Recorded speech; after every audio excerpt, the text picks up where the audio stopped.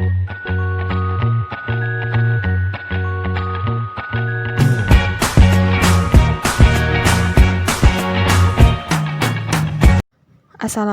warahmatullahi wabarakatuh. Pada video kali ini kita akan membahas tentang objek IPA dan pengamatannya. Sebelum itu jangan lupa di subscribe dan like ya, untuk mendapatkan pemberitahuan video selanjutnya. Objek dalam IPA adalah seluruh benda yang ada di alam dan segala interaksi yang terjadi padanya.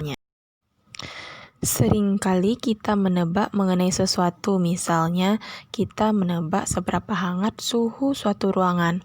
Tetapi seringkali hasil yang kita dapatkan tidak tepat atau salah, karena terkadang indera yang kita miliki dapat mengelabui kita. Oleh karena itu diperlukan ilmu pengetahuan alam atau sains agar kita tidak menebak mengenai suatu hal. Sains itu tidak lepas dari kegiatan yang namanya pengamatan dan pengukuran.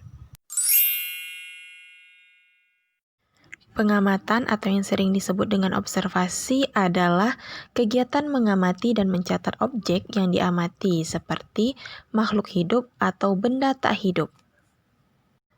Pengamatan atau observasi ini dapat dilakukan secara kualitatif dan juga secara kuantitatif. Pengamatan secara kualitatif dapat dilakukan dengan menggunakan alat indera seperti mata, telinga, hidung, lidah, dan kulit. Pengamatan ini akan menghasilkan data yang disebut dengan data kualitatif. Sekarang kita masuk pada contoh pengamatan secara kualitatif. Contohnya, indera pendengaran digunakan untuk pengamatan mengenali hewan dari suaranya.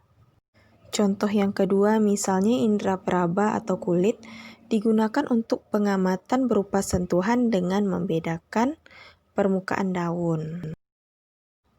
Sekarang kita masuk pada pengamatan secara kuantitatif, yaitu pengamatan yang dilakukan dengan menggunakan alat ukur, seperti misalnya mistar untuk mengukur panjang, timbangan untuk mengukur berat, termometer untuk mengukur suhu, dan lain sebagainya. Tujuan dari pengamatan secara kuantitatif ini agar hasil yang kita dapatkan lebih akurat dan lebih teliti. Data yang dihasilkan merupakan data yang dapat kita nyatakan dengan angka, sehingga disebut dengan data kuantitatif. Jadi, perbedaannya hasil pengamatan kualitatif tidak dapat kita nyatakan dengan angka, sementara hasil pengamatan secara kuantitatif dapat kita nyatakan dalam bentuk angka.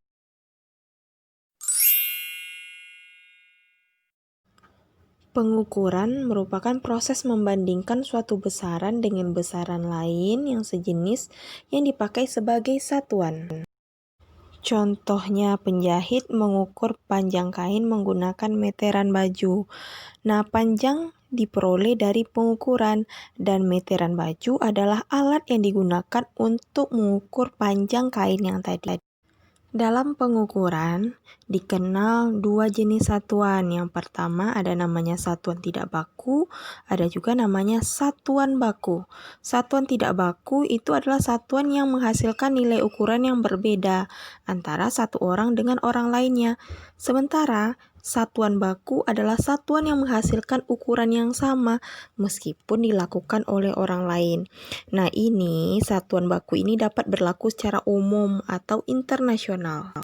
Pengukuran dengan satuan tidak baku, misalnya penggunaan satuan jengkal telapak tangan, telapak kaki, lengan, hasta, ataupun depa. Satuan seperti ini tidak dapat digunakan sebagai acuan untuk mengukur panjang. Alasannya sangat sederhana, karena satuan ini akan berbeda untuk setiap orang. Selanjutnya, pengukuran dengan satuan baku. Satuan baku ini adalah satuan yang dapat diterima oleh banyak orang secara internasional, sehingga dia dikenal dengan satuan baku. Contohnya kita misalkan panjang suatu ruangan adalah 5 meter. Nah, 5 merupakan besarannya, sementara meter adalah satuan. Sekarang kita masuk pada besaran pokok dan besaran turunan. Besaran adalah segala sesuatu yang dapat diukur dan dapat dinyatakan dengan angka atau nilai. Besaran selalu memiliki nilai dan satuan.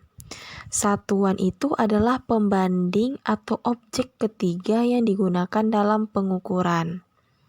Contoh besaran yang ada dalam kehidupan sehari-hari, misalnya panjang, massa, waktu, volume, suhu, kecepatan, dan massa jenis. Nah, misalnya, massa seekor kambing adalah 50 kilo. Bilangan 50 adalah nilai dari massa kambing, dan kilogram adalah satuan dari besaran massa.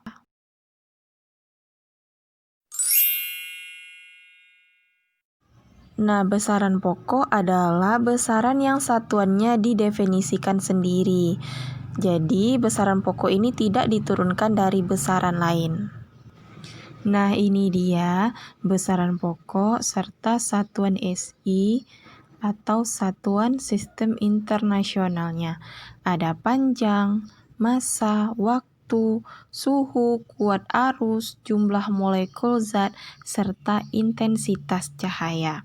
Namun, kita akan menghafalnya dengan cara yang lebih mudah. Nah, cara mudah menghafalnya kita bikin satu kalimat. Pamanku, waktu subuh ingat jualan.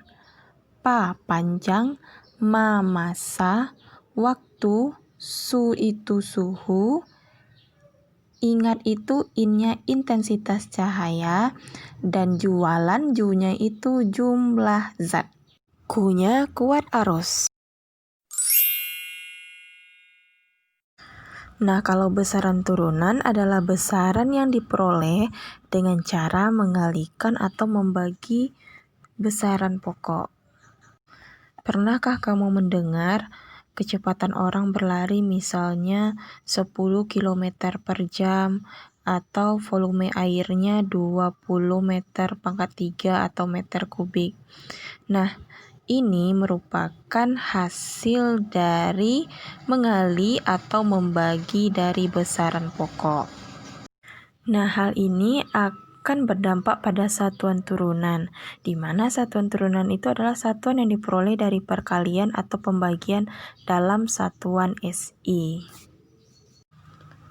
Nah, ini misalnya besaran turunannya kecepatan. Kecepatan itu satuan dasarnya meter per sekon, di mana didapat dari meter atau panjang dibagi waktu. Nah, sehingga menghasilkan satuan turunannya adalah meter per sekon. Begitu juga dengan yang lainnya. Sekian video kali ini tentang objek IPA dan pengamatannya. Jangan lupa di subscribe untuk mendapatkan pemberitahuan video selanjutnya.